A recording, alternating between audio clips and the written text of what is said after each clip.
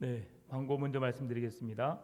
돌아오는 주일날 전교인 야외 예배 겸 체육 행사가 있습니다. 셀 리더방에 차량 운행표를 보내드렸죠. 그래서 차량을 타지 못하신 분들은 그 차량을 이용해 주시고, 안 그러면 셀별로 이렇게 차량을 이용하시고, 또 찬양대원들은 또 찬양대원끼리 알아서 연락해서 가기로 되어 있다고 그렇게 말씀을 드렸습니다. 그러니까 그렇게 해서 차질이 없도록 하시고, 10시까지 도착하면 10시에 도착해서 바로 예배를 드립니다. 그러니까 찬양팀이 앞에서 찬양을 좀 한 5분, 10분, 또 많으면 15분까지 이렇게 찬양할 거고요. 그리고 나서 이제 바로 예배를 드리고, 그리고 끝나면 바로 체육 행사를 하고, 그리고 점심 식사를 하고, 또 교제를 나누고 그렇게 돌아오도록 하겠습니다. 거기가 베델교회 수련원이었는데요. 이제 베델교회 수련원이었는데 어떤 그 베델교회 수련원을 지으신 장로님이 베델교회가 그 관리하기 어려워서 개인이 인수했어요.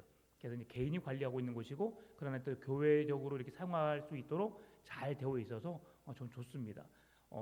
강당을 빌리려고 했었는데 거기가 요즘에 사고가 있어서, 그래서 사건과 사고가 있어서 그 관리자들이 있지 않은 가운데서 빌려줄 수 없다. 그리고 또 10월까지는 빌려주지 않기로 그렇게 그 지역 주민자치회에서 그렇게 되어가지고 도곡에서는 할 수 없게 되었습니다. 그래서 이제 그것이 잘 안 됐던 것을 다행히 그래도 베델 수양관이 있어서 화순 한천면인데요. 여기서 한 30분 40분 걸립니다. 그러니까 교통이 괜찮아요. 바로 큰 길 따라서 가서 또 그곳이 안전하니까 안전한 곳에서 좋은 교제 시간 나누었으면 좋겠습니다.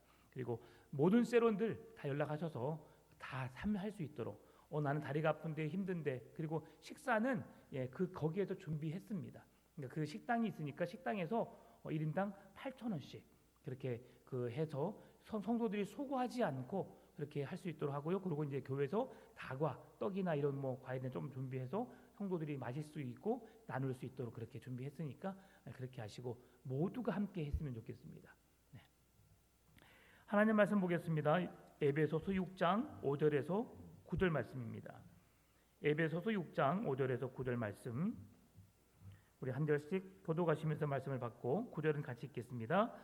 종들아, 두려워하고 떨며 성실한 마음으로 육체의 상전에게 순종하기를 그리스도께 하듯 하라.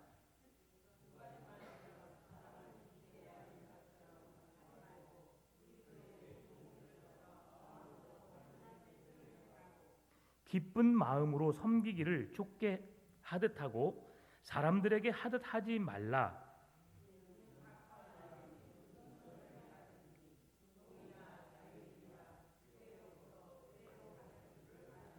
같이 읽습니다.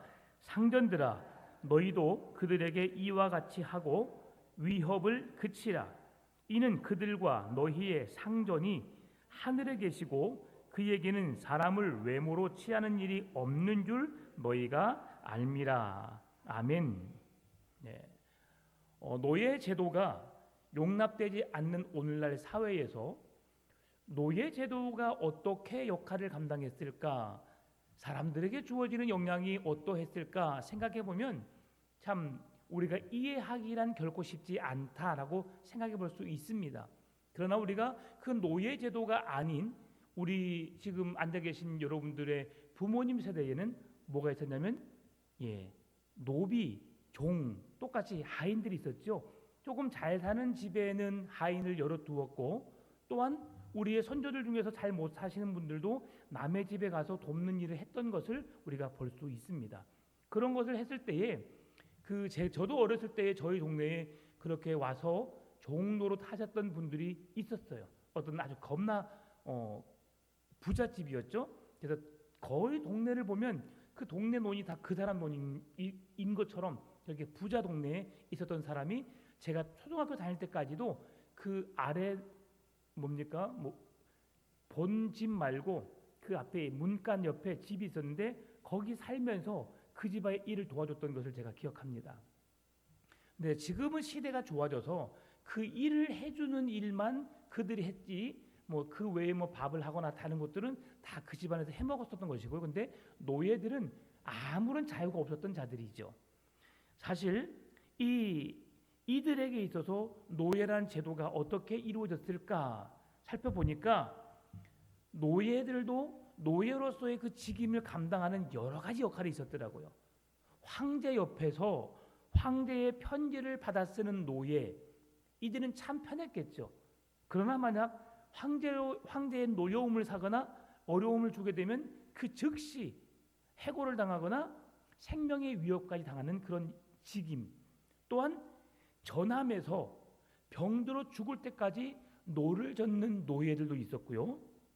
그리고 이 노예들 가운데서는 지중해 경제의 대단한 역할을 감당해서 그들의 삶에 아주 윤택하게 행복하게 그들의 삶을 돕는 일에 함께했던 자들이 노예였고요.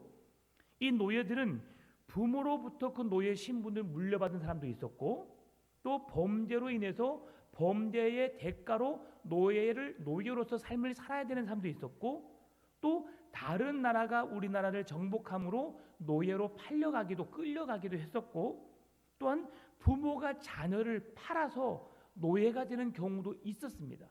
이 상황이 가장 끔찍한 일이죠. 다른 상황은 어쩔 수 없이 노예가 되는데 나는 아무런 마음이 없지만 부모가 나를 지켜내고 나와 함께 해야 할 그 부모가 나를 노예로 팔아서 종이 되는 경우도 있었다고 합니다. 또 어떤 사람은 자기가 빚을 갚기 위해서 자발적으로 노예가 되기도 했고요. 여러 가지 이유에서 노예가 될 수 있었고, 또 노예로서의 그 삶을 살 수 있는 그들에게 오늘 성경은 그 노예로서 대했던 종으로 대했던 그들의 상전에게 주는 메시지가 무엇일까? 또한 그 종들이 그 말씀을 받고 상전들에게 주시는 하나님의 메시지는 무엇일까? 오늘 본문이 우리에게 말씀해 주고 있습니다. 당시 노예들은 주인에 의해서, 주인의 절대적인 권력에 의해서 그들은 아무것도 주장할 수 없는 자들이었습니다. 짐승과 같은 취급을 당한 자들이 노예였습니다. 노예와 짐승이 다른 한 가지 이유는 짐승은 말하지 못하고 노예들은 말할 수 있다는 거죠. 그러나 그 말하는 것 외에 똑같이 짐승의 취급을 당했다는 것입니다. 여러분, 길을 가다가 고양이나 개가 발에 자꾸 걸려요. 그럼 어떻게 해요? 잘 안아서 옆으로 옮겨놓나요? 바쁜데, 힘든데, 귀찮은데, 짜증이 나는데 뭐가 걸리적거리면 어떻게 합니까? 발로 확 차버리잖아요, 여러분. 그것은 그 동물을 내가 마음에 여유가 있을 때는 사랑해주고, 어이구 그래 왔어, 나비야 밥 먹어, 강아지야, 이렇게 밥 주잖아요. 근데 내가 불편할 때는 발로 확 차버려요. 그런 존재가 바로 동물들, 개 취급당했던 그 종들의 모습이 그렇게 하대당했던 것이라고 우리가 생각해 볼 수 있습니다. 그런 가운데 오늘 바울이 권면하고 있는 주인과 종의 관계, 이것은 단순히 노예 제도를 이야기하는 것이 아닙니다. 우리가 맺고 있는 인간적인 관계, 수직적인 관계에 대해서 지칭하는 말이죠. 종과 그 위에 주인.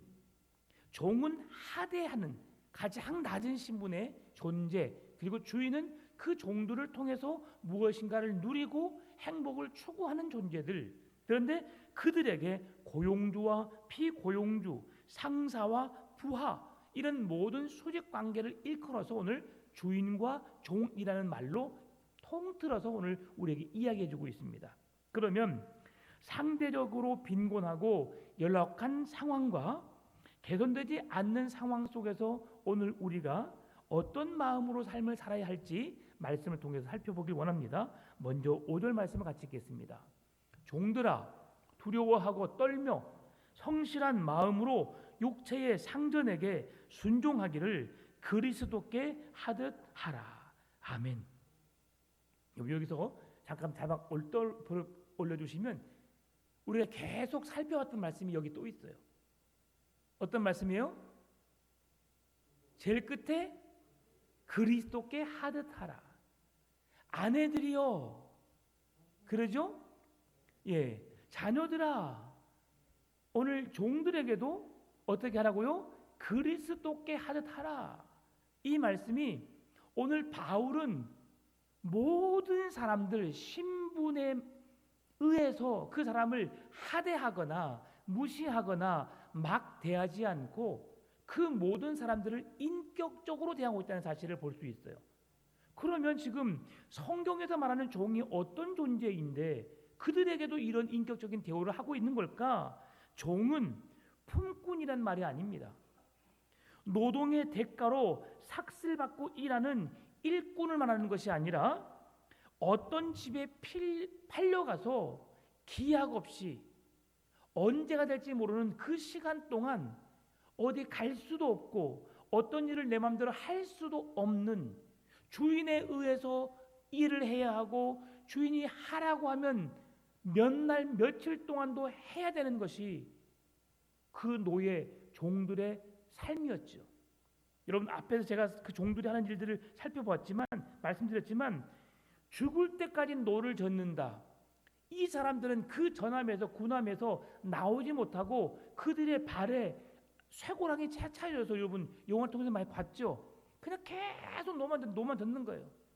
그리고 그들이 풀어주면 잠깐 쉬었다가 다시 또 가서 계속 노만 져요. 얼마나 힘들까요? 그러는 가운데 오늘 이들에게 있어서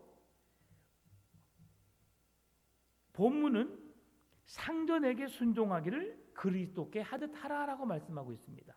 여기서 두려워 떨며 성실한 마음으로 순종할 것을 우리에게 요구하고 있는데요. 두려움이란 무엇인가? 육체적인 상전의 권위를 진심으로 인정하는 마음의 상태를 두려움이라고 말합니다. 떨림은 두려움의 외적 표현이죠. 그러니 주인에 의해서 내가 어떻게 될 수 있기 때문에 우리는 늘 주인을 주시해야만 돼요. 주인이 어떤 마음인가 어떤 기분인가에 따라서 우리가 더 성실하게 더 열심히 일해야 되는 것이죠.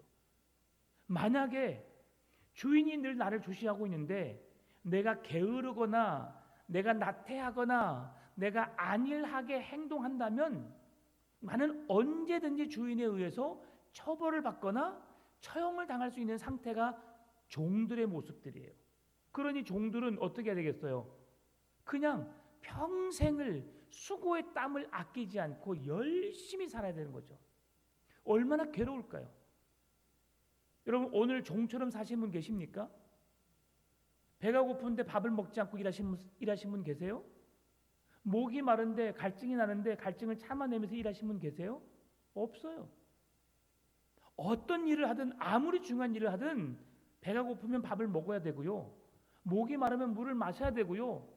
너무 힘들어서 지쳐서 힘이 없어서 일할 수 없으면 쉬어야 합니다. 다 일하고 있다 할지라도 내가 못 견디면, 내가 못 버티면 뭔가를 보충하고 에너지를 얻어서 일을 해야 되는 거죠. 자, 그런데 오늘 사도 바울은 성실한 마음으로 오늘 우리에게 순종할 것을 말씀해 주고 있는데, 육체적인 상전의 권위를 인정하고 그에 맞는 행동을 하라라고 하는 것이죠. 종의 존재는 주인에 의해서 결정되는 겁니다. 주인이 살라고 하면 사는 존재고, 주인이 죽이면 이 세상에 살 수 없는 존재가 종의 존재예요. 그러니까 오늘 이들에게 있어서 어떻게 그 주인을 섬기라고? 성실한 마음으로, 진실한 마음으로 최선을 다해서 그 주인을 섬길 것을 말씀해 주고 있어요. 그래서 그 주인들이 그 종들을 하대하지 못하도록, 그 당시에는 노예들을 함부로 했지요. 당시 로마가 세계를 지배하던 시대입니다. 그래서 그들은 다른 로마인이 아닌 다른 나라 사람들을 서로 싸우게 만들었어요. 그래서 전쟁 서로 칼로 싸우게 하면서 서로를 죽이게 했고, 그런 놀이를 통해서 그들은 즐거움을, 유흥을 즐겼던 그들이에요. 그러니까 한 사람, 한 종의 생명이 얼마나 천하게 여겨졌던 시대였는지를 볼 수 있지요. 그러한 시대에 종이 죽는다고, 종이 하대를 받는다고 누구 하나 신경 쓰지 않는 시대였단 말이죠.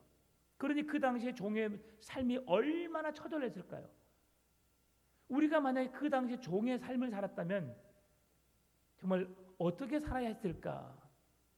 그래서 오늘 사도 바울은 그들을 인격적으로 대우하기 시작하는데, 부부에게 자녀에게 그리스도께 하듯 순종하라고 말씀하셨던 것처럼 종들에게도 육체의 상전에게 그리스도께 순종하듯 하라라고 말씀하고 있는 겁니다. 그래서 그들을 섬기는데, 그렇다고 이 종들이 그리스도와 같은 존재이냐? 결코 그렇지 않다는 것입니다. 종들은 육체의 상전의 종은 아닙니다. 그러나 예수님의 종이기 때문에 우리가 예수님을 섬기고 예수님을 사랑하고 예수님을 믿는 믿음처럼 그 주인을 대하라라고 말하는 거예요. 내 남편이 하나님이 주신 질서 안에서 남자에게 권위를 주었고 가정의 가장으로 하나님께서 허락하셨던 것처럼 하나님을 사랑하는 백성으로서 그 권위를 인정하고 그리스도의 말씀을 이루기 위해서 남편을 존중하는 것이지, 남편이 존중받지 못할 행동을 하거나 가정을 하대하거나 우리가 하나님을 믿지 못하도록 만든다면 그 사람에게 순종할 이유가 없음을 성경은 말씀해 주고 있다는 사실이죠. 종들도 마찬가지예요. 그들이 정말 인간적이지 아니고 인격적이지 아니고 우리에게 뭔가를 강요해서 우리가 해야 할 일이 아닌 다른 것을 시킨다면 오늘 그것은 하지 않아도 된다라고 말하는 겁니다. 당시 그들에게 이런 말이 얼마나 큰 감동으로 와닿았을까요? 오히려 두려웠을지 몰라요. 우리가 그래도 될까? 우리는 그러면 되지 않는 존재인데 왜 그렇게 하라고 말하지? 라고 하면서 종들이 혼란스러울 수 있었을 거예요. 여러분 그렇지 않겠어요? 가끔씩 기억이 나신지 모르겠어요. 엄마 아빠가 싸워요. 싸우다가 엄마가 이제 그만해, 너 방에 들어가 그랬어요. 근데 아빠가 어딜 들어가? 아직 아빠 말도 안 끝났는데. 누구 말 들어야 돼요, 여러분? 누구 말 들어야 돼요? 네. 그때는 가만히 있어야지요. 네. 어떤 사람이 힘 있는가를 잘 보고 그 힘 있는 사람 앞에서 우리가 잘 눈치껏 해야 되지요. 예, 그런 경우를 우리가 생활 속에서는 아니면 TV 통해서 우리가 보게 되는데 그럴 때 가장 어려워요. 그런데 지금 이 종들은 우리는 지금 그 상황이 아니라서 지금 웃으면서 듣고 있는데 내가 죽느냐 아니면 사느냐의 문제 속에서 그 말을 내가 들어야 되느냐 아니면 그 말을 듣지 않아야 되느냐, 지금 사도 바울이 말하고 있는데 지금 그 종들의 말을 듣지 않아도 된다고 말하니까 듣지 않으면 우리가 죽는데 어떻게 듣지 말란 말인가? 그들은 고민될 수밖에 없어요. 혼란스러울 수밖에 없어요. 그런데 오늘 그렇게 종된 그들이 예수님을 만나서 하나님의 자녀된 신분으로 사는 사람들이 많았기 때문에 그 말이 그들에게 어떻게 살아야 하는지를 깨달을 수 있는 시간들로 여겨졌던 거예요. 그래서 오늘 그 종들이 사람의 종이 아니라 사람은 똑같이 하나님이 만드신 신분이고, 그러나 사람이 경우에 따라서 돈을 많이 벌 수 있고 큰 일을 할 수 있고 그렇지만 어떤 일을 하든지 그 사람의 빈부귀천이 없고 누구든지 동일하고 누구든지 어떤 일을 할 수 있고, 지금 내가 서비스업을 하고 섬기는 일을 한다고 해서 그것이 사람들에게 의해서 하대되거나 무시를 당할 수는 있을지 모르지만 그것이 결코 하나님 앞에서 무시당할 일은 아니라는 거예요. 여러분 오늘날의 시대는 그 어떤 직업도 존중받고 또 그렇게 많은 사람들에게 인정받으며 살 수밖에 없는 직업들이에요. 여러분 그걸 알고 여러분 살아가시기 바랍니다. 내가 아무리 사람이 보기에 천하고 귀중하지 않는 일처럼 보이지만 내가 좋아하고 내가 그 일을 기쁨을 하고 있으면 그것이 나에게는 최상의 일이에요.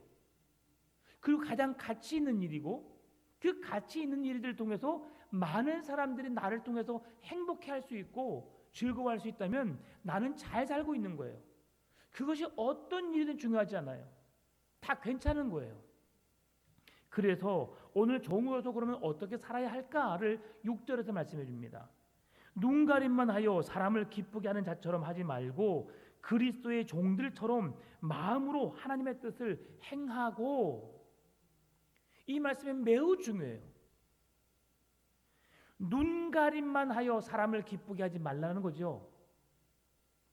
사람이 있을 때만 잘하는 척하지 말고, 사람이 있을 때나 없을 때나 내가 해야 할 일에 있어서 성실하게 최선을 다해서 일하라는 것이죠. 여러분, 이것이 우리 그리스도인에게 매우 중요합니다. 눈가림만 하여 사람을 기쁘게 하는 자처럼 하지 말라. 이것은 거짓된 생활 태도를 말하고 있는 겁니다. 그런 사람이 있어요. 근데 세상은 참 불공평한 것 같아요. 열심히 성실하게 일하다가 잠깐 쉬고 있는데 그런 사람들을 보고 주인들이 뭐라 그래요? 상급자가 농땡이 까지 말라고 그래요. 억울하죠. 내 놀고 있다가 이제 빗자루 들었는데 야 수고한다고 딱 칭찬을 들어요. 너무 계시면 너무 억울하잖아요. 힘들잖아요.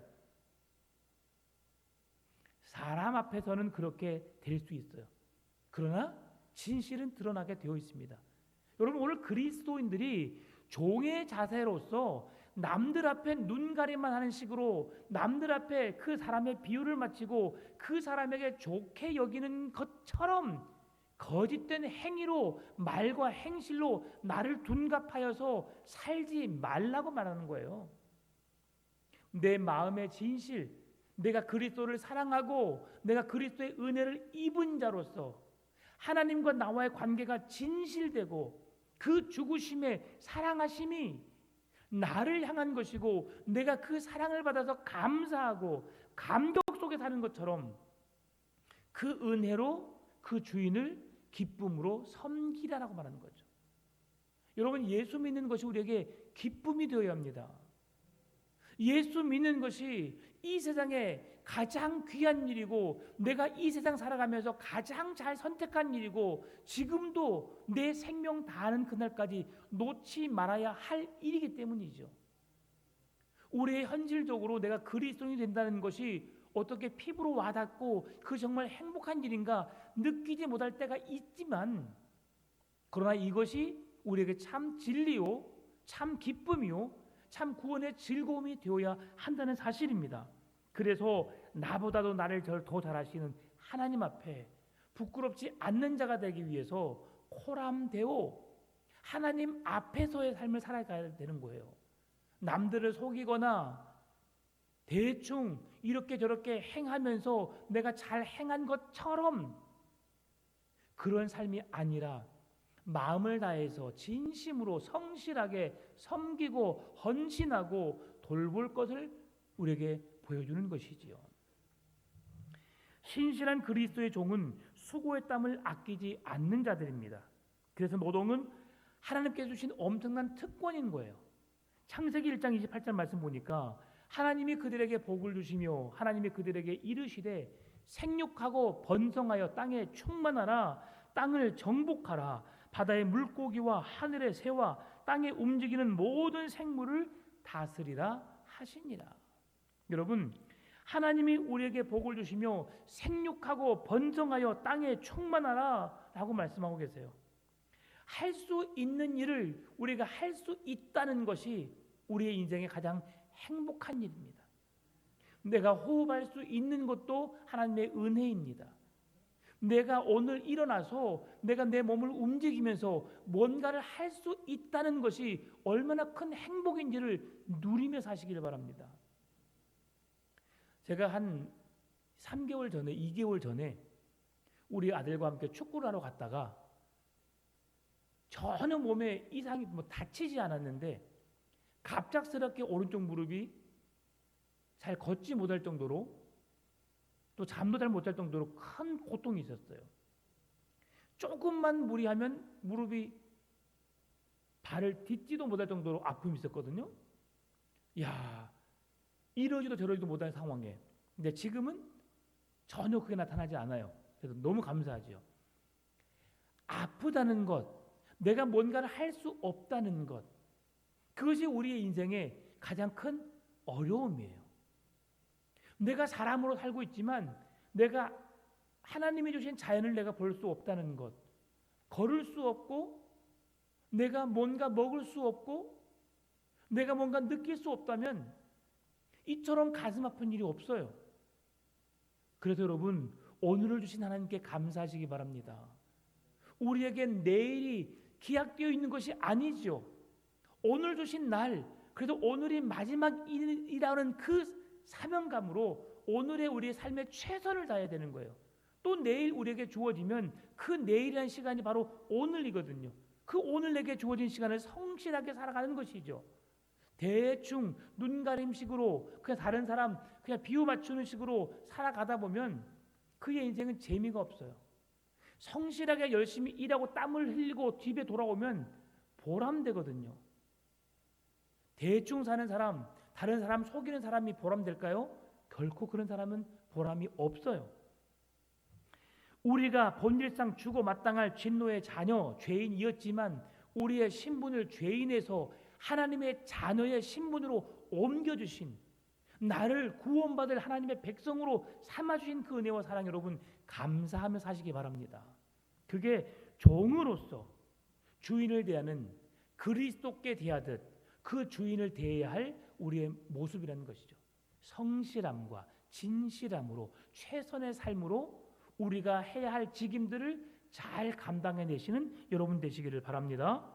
그러면 이러한 섬김은 종들만의 몫인가? 오늘 본문은 그렇게 말씀하지 않고 있습니다. 주인도 종들에게 그렇게 해야 할 것을 말씀해 주고 있습니다. 오늘 본문의 말씀 바로 저 뒤에 있지만 나중에 말씀드릴게요. 조금 더 앞에 대한 말을 해야 되겠네요. 주인이든 종이든 모두가 하나님의 존귀한 형상대로 지음받은 자다라고 하는 것을 말씀하면서 다시 한번 좀 종에 대한 이야기를 조금 더 하고 그 뒤에 말씀을 이어가겠습니다. 여러분, 삶을 살아가면서 나보다 낮은 직업이다, 나보다 경제적으로 약하다, 나보다 못 배웠다 라고 해서 그들을 하대한 적 있으십니까? 여러분, 이것은 결코 바람직하지 못한 일입니다. 오늘 모든 사람에게는 직업에 대한 자유가 있고요, 또 하나님은 그 일들을 우리에게 사명으로 주셨고 내게 은사로 주신 거예요. 여러분 생각해 보세요. 여러분이 지금 내가 공부를 더 잘했다면, 그렇죠? 공부를 아주 잘했다면 의사를 했든지 변호사 판검사를 했든지 그랬겠죠. 내가 만약에 운동을 아주 잘했다면 유명한 스포츠인이 됐든지, 아니면 내가 연기를 잘하거나 뭔가 재능 끼가 있어서 사람을 웃기는 재능이 있었다면 지금 연예인이 되어서 많은 사람을 즐겁게 했든지, 아니면 내가 다른 사람보다 노래를 너무 잘해서 그 노래를 잘 불렀으면 지금 그 자리에 서 있었을 거예요. 그렇죠? 그럼 여러분이 지금 다 의사예요? 변호사 판검사예요? 가수예요? 연예인이에요? 아니에요. 그러면 여러분은 실패한 인생인가요? 결코 그렇지 않아요. 왜냐하면 하나님은 나에게 딱 맞는 걸 주셨어요. 내가 할 수 있는 것만큼 주신 거예요. 내가 노력하고 수고한 만큼 내게 그 재능이 주어진 거예요. 그러면 그것을 우리가 감사함으로 받을 때에 우리의 삶의 신앙에 유익이 있는 거예요. 그래서 내가 처한 상황이 종의 신분이나 할지라도 낮은 신분이나 할지라도 그 위 상전을 섬기는 것은 왜 섬기느냐? 그리스도께 하듯 하라고 말씀하셨기 때문에 내가 주님을 사랑하는 그 마음으로, 그 믿음으로 그들을 섬기면 그 일이 하대받는 일이 아니라 기쁨으로 감당하면 하나님이 기뻐하시는 일이기 때문에 우리가 그 일을 감당하라고 하는 거예요. 여러분, 이 상황을 잘 설명해 주는 인물이 하나 있어요. 성경에 있어요. 바로 누구냐면 요셉이에요. 요셉이 이스라엘의 한 족장의 아들로 태어났어요. 당시 족장 시대에 지금으로 말하면 대통령의 아들이에요, 여러분. 아니면 현대그룹, 삼성그룹의 아들이에요, 여러분. 그러면 꽤 괜찮은 삶으로 태어난 거잖아요. 그런데 그 아이는 어렸을 때부터 꿈을 꿨죠. 그 꿈이 가짜예요, 진짜예요? 진짜였어요. 그런데 그 진짜를 아버지의 사랑을 너무 받다 보니까 배다른 형제들이 그를 너무 시기하기 시작했고 질투했어요. 여러분 한번 생각해 보세요. 여러분의 동생이 여러분이 형이고 누나인데 여러분의 부모님이 여러분에게는 그냥 어디서 재활용품 거기서 1,000원, 2,000원, 5,000원 주고 옷을 사갖고 와서 여러분에게 줬어요. 근데 여러분의 동생은 롯데백화점, 신세계백화점 가서 50만 원, 100만 원, 200만 원짜리 옷을 사서 줘요. 밥을 먹을 때 여러분 시장에 데려가서 국밥 사주는데 여러분의 동생은 인류 레스토랑에서 10만 원, 20만 원짜리 막 스테이크를 썰게 해줘요. 그럼 여러분 어떻게 생각하실 것 같아요? 우리 아버지 역시 멋지세요. 이야, 네, 브라보, 브라보. 야, 내 동생, 야, 이런 은혜를 누리다니, 넌 멋진 동생이야. 여러분 그렇게 말할 사람이 있어 없어요? 아무도 없어요. 그러니 요셉이 미움을 받을 수밖에 없던 거죠. 그 요셉이 입었던 그 옷은 장자에게 주어진 옷이에요. 그런데 11번째 아들이 위에 10명의 형들이 있음에도 불구하고 그는 그 옷을 그냥 입고 다닌 거예요. 그리고 그것만 해도 기분 나쁜데 형들, 내가 어제 꿈을 꿨는데 형들이 나를 뺑 둘러서 내가 그 중앙에 서 있는데 엄마 아빠도 형들도 나를 향해서 절을 하는 거야. 기분 나빠요? 한참 독이 올라 있는데 그런 말 하니까 기분 나쁘잖아요. 그러니까 그들의 신부는 금수저였는데 금수저였음에도 불구하고 같은 금수저를 질투할 수밖에 없었어요. 그래서 요셉은 애굽에 팔려가게 되었죠. 애굽에 팔려가게 된 것은 사실 은혜예요. 그 중에 한 형제가 그를 죽여버리자, 구덩이에 던져버리자 그랬는데 하나님께서 그를 살리셔서 애굽의 종으로 팔려가게 하신 거죠. 그런데 그 종된 요셉이, 애굽의 보디발의 종이 됐던 요셉이 어떻게 했어요? 눈가리만 아웅하는 식으로 그냥 주인이 볼 때만 했어요? 아니에요. 성실하게 진실하게 일하니까 그의 주인이었던 보디발이 그의 가정의 모든 집안일을 누구에게 맡겼어요? 요셉에게 맡겼어요. 여러분, 하나님은 우리에게 이러한 삶을 살기를 원합니다. 내가 지금 금수저였다가 갑자기 죄인으로 종으로 팔려간 신세가 되어서 한탄하고 원망하고 살 것이 아니라 그렇게 나를 그곳에 보내신 분도, 그런 삶을 살게 하신 분도 하나님이시고, 그런 가운데 내게 주어진 하루하루를 내가 최선을 다해서 성실하게 살아갈 때에 하나님은 그를 통해서 나를 인정받게 해주셨다. 그렇게 인정받았던 그가 어떤 일이 있었어요? 보디발의 아내가 그를 유혹하게 되었고 그 유혹을 뿌리치면서 그가 감옥에 들어가게 됐잖아요. 성경은 보디발이 그가 어떤 마음이었는지, 그 아내에게 그렇게 행하지 않았는지를 알았다라고 말하지만 이 보디발이라는 사람도 질서를 중요시 여겼어요. 자기 아내보다 종을 감쌌더라면 가정이 파괴되었겠지요. 그러나 그렇게 아내의 말을 사실이 아님에도 불구하고 믿어주었을 때에 가정은 바로 서게 되었고, 또 요셉은 감옥에 들어가게 되었지만 감옥에서도 그 성실함을 잃지 않았잖아요. 그래서 술 맡은 관원장과 떡 맡은 관원장의 그런 그 옆에서 관리들이 있는 감옥에 들어가서 일을 하게 되었고, 이것은 보디발이 요셉에게 줄 수 있는 은혜였어요. 그가 그렇게 성실하게 진실함을 행하니까 한 이방 나라의 종이요, 진짜 종이에요. 그는 죽어 마땅할 종이지만 그를 그렇게 관리들이 있는, 왕의 신하들이 있는 그 감옥에 보낸 거예요. 근데 그곳에서도 성실하게 일하니까, 그들의 꿈을 해몽해 주니까 그들로 하여금 기억나게 했잖아요. 그 술 맡은 관원장이 복직되어서 얼마 만에 기억됐을까요? 하루 이틀? 아니에요. 몇 년이 걸렸어요. 그동안에 요셉은 몇 년 동안 그냥 룰루랄라 행복하게 지냈을까요? 감옥에서 종으로 죄수로 지낸다는 것은 엄청 끔찍한 일이죠. 그러나 그곳에서 요셉은 언제나 성실하게 살았어요. 그렇게 살다 보니까 성실하게 살던 그가 바로 왕 앞에 세워지게 되었고, 바로의 꿈을 해몽해 줌으로 인해서 애굽을 다스릴 수 있는 국무총리가 될 수 있었다는 것. 그가 그냥 대충 살다가 그런 자리에 올랐다? 결코 아니에요. 내 생명의 값으로 주인을 위해서 열심히 헌신하고 희생했더니 하나님이 그 자리에 보내신 거예요. 오늘 우리 자녀들이 그렇게 성실하게 일하면, 진실하게 일하면 하나님은 그 자리로 올려주실 줄 믿습니다. 그 자리가 사당의 자리요, 어떤 높은 지위가 아니라 할지라도, 섬김의 자리라 할지라도 우리 아이들이 신실한 믿음 안에서 행복하게 기뻐하며 일할 수 있는 그곳을 주신다는 사실이에요.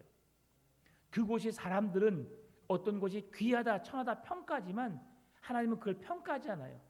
여러분이 많이 배웠든 못 배웠든, 많이 가졌든 못 가졌든, 좋은 옷을 입었든 안 입었든 하나님은 그걸 원하지 않아요. 주님을 사랑하는 믿음, 그걸 원하신다는 사실이죠. 그래서 종된 내 모습이지만 주인을 대할 때에 그리스도께서 내게 베푸신 그 은혜와 사랑이 너무 크기에 그 사랑에 감사함으로 주인을 섬기라. 어떻게? 진실함으로, 성실함으로, 최선을 다해서. 오늘 우리가 주어진 직장에서, 가정에서, 어떤 곳에 가든지 이렇게 성실함으로 일할 때에 하나님이 여러분을 통해서 기뻐하시고 영광 받으시는 줄 믿습니다. 자, 그 창세기 말씀은 이제 제가 다 했기 때문에 넘어가고요. 그러면 오늘 보면 다시 8절 말씀 한번 보겠습니다. 에베소서 6장 8절. 이는 각 사람이 무슨 선을 행하든지 종이나 자유인이나 주께로부터 그대로 받은 줄을 알미라. 주인이든 종이든 하나님께로부터 받은 거예요, 여러분. 지금 여러분 열심히 한다고 해서 100m 달리기 선수 될 수 있어 없어요? 없어요. 지금 내가 노력한다고 해서 대기업의 사장 될 수 있어 없어요? 없어요. 그러면 우리는 우리가 이렇게 살아왔던 대로 이 삶에 최선을 다하면 되는 거예요. 근데 우리 자녀 세대들은 더 잘할 수 있잖아요. 그래 더 성실하게 더 열심히 일할 수 있도록 그 자리에 올라가도록 기회를 주는 거죠. 여러분, 왜 우리 그리스도인들이 높은 자리에 올라가야 돼요? 그 분명한 사실이에요. 뭐냐면 높은 자리에 있을 때 더 큰 영향력을 미칠 수 있기 때문이에요. 사장이 모든 결정권이 있어요. 저 밑에 대리가 사장에게 가서 사장님 이렇게 하게 해주세요, 사장님 이렇게 하세요 라고 지시할 수 있어 없어요? 없어요. 여러분, 군대 사령관이 기독교인이면 기독교 종교용사가 활발하게 이루어집니다. 그 사령관이 불교인이면 불교가 활성하게 이루어져요. 천주교인이면 천주교가 그렇게 활성이 이루어집니다. 어떤 자리에 서야겠어요, 우리 자녀들이? 높은 자리에 서야 돼요. 많은 사람들이 부러워할 그 자리에 서 있어야 돼요. 그곳에 올라갈 수 있는 것도 그들의 성실함으로, 그들의 노력으로 그 자리에 올라간 것이고, 그 성실함이 인정된 자리에서 많은 이들에게 그리스도의 사랑으로, 그리스도의 은혜로 그들에게 용서와 사랑을 베풀고 그들에게 필요를 채워준다면 역시 우리 대표님, 우리 사장님, 우리 누구님 어느 자리에 있든 그가 인정받게 될 거예요. 내가 아무리 낮은 자리에서 남을 섬기고 서비스하는 일이 있다 할지라도 내가 성실함으로 일하면 하나님은 요셉처럼 그렇게 귀하게 쓰임받는 성실함으로 일한 사람에게 그 자리가 결코 부끄럽지 않은 자리가 되게 하실 것이라는 말씀이죠. 자, 마지막으로 말씀 봅니다. 6장 9절 말씀 볼게요. 6장 9절. 상전들아, 너희도 그들에게 이와 같이 하고 위협을 그치라. 이는 그들과 너희의 상전이 하늘에 계시고 그에게는 사람을 외모로 취하는 일이 없는 줄 너희가 알미라. 상전들아, 너희도 그들에게 이와 같이 하고. 그들이 누구예요? 종들이에요. 종들이 그리스도를 섬김같이 너희 상전들에게 섬겼던 것처럼 상전들아 너희들도 그리스도를 대하듯 하나님을 대하듯 너희 종들을 인격적으로 대하라라고 말씀하는 거죠. 상전들에게 요구한 것이 두 가지입니다. 하나는 너희들도 이와 같이 하라. 그리고 두 번째는 그들에게 위협을 그치라고 하는 거예요. 위협은 뭡니까? 위협은 그들을 천대하지 말라, 하대하지 말라는 거예요. 왜요? 그들이 누구예요? 하나님이 사랑하시는 하나님의 자녀거든요. 하나님의 자녀를 하대할 수 있어 없어요? 없어요. 여러분, 누군가가 내 아들을, 내 딸을 뭐라고 해봐요. 기분 좋아 안 좋아요? 절대 안 좋아요. 칭찬만 해도 좀 시원찮을 판에 쟤 왜 저래? 절대 좋아할 사람 없어요, 여러분. 그러니 여러분 남의 자녀들 절대로 평가하거나 말하지 말아요. 좋은 일만 칭찬하세요. 그러다가 혹시 그래 그런 것도 있더라 하면 이제 그 전에 했던 말 한 개도 기억 안 나요, 여러분. 다 잊어버리고 어디서 감히 내 아들에게 내 딸에게 그런 말을 해? 그런 관계가 깨어져 버리는 거예요, 여러분. 그러니까 오늘 상전에게 주는 게 뭐냐면 종들이 했던 것처럼 하고 그들을 절대 위협하거나 해하거나 하대하거나 천대하지 말고 그들을 힘없다고 연약하다고 그들을 함부로 대하지 말라. 왜? 하나님께서 사람을 외모로 취하지 않기 때문이에요. 그래서 하나님은 종이든 주인이든 상전이든 많이 배운 자든 못 배운 자든 남자든 아이든 어른이든 아이든 그 누구든 다 귀하게 여기면서 그들에게 하나님의 은혜와 사랑 안에 거할 수 있도록 그들을 붙들고 계시는 거죠. 마지막 이 말씀하고 마치겠습니다. 빌레몬서 1장 16절 17절입니다. 이후로는 종과 같이 대하지 아니하고 종 이상으로 곧 사랑받는 형제로 둘 자라. 내게 특별히 그러하거든 하물며 육신과 주 안에서 상관된 내게랴. 그러므로 내가 나를 동역자로 알진대 그를 영접하기를 내게 하듯 하고. 바울이 오늘 빌레몬에게 보내는 편지예요. 빌레몬은 조금 잘 살았어요. 그래서 그의 집에 종이 있었어요. 그 종의 이름이 오네시모예요. 네. 근데 오네시모가 종이었는데 살다가 그 집에 귀중품이 있으니까 욕심이 난 거죠. 그래서 그 귀중품을 가지고 도망쳤어요. 그 재산에, 그 집의 재산에 큰 손실을 줬어요. 오네시모가. 만약 여러분의 집에 금두꺼비가 이만한 게 있었어요. 이만한 게. 금두꺼비가. 지금의 시세로 보면 엄청 비싸죠. 금 한 돈이 얼마라고요? 얼마? 아니 제가 두 달 전에 65만 원 했는데 지금 85만 됐어요? 아 진짜 금 좀 사놓을 걸. 자 85만 원 어마어마하네요. 자 근데 그럼 2만 하면 얼마나겠어요? 몇십억 몇백억 되겠죠. 근데 누군가 이거 가져가 버렸어. 행복해 아니 안 행복해요? 잠이 와요 안 와요? 안 와요. 힘들어요 여러분. 근데 지금 오네시모가 빌레몬의 집에 그런 물질적인 손실을 준 거예요. 그러니까 빌레몬은 너 잡히기만 해봐라. 내가 너 가만히 두지 않겠다라고 하는 상황이었어요. 근데 오네시모가 그렇게 돈을 가지고 물질적인 피해를 입히고 도망 다니다가 그가 잘못을 저질러서 감옥에 갔는데 누구를 만났어요? 바울을 만난 거예요. 바울이 가만히 뒀겠어요? 복음으로 삶아버렸죠. 그러니까 그게 잘못된 것들을 네가 정말 잘못했어. 넌 나쁜 놈이야. 넌 죽어도 싸! 라고 하면서 훈계를 한 거죠. 너 주인 다시 만나거든.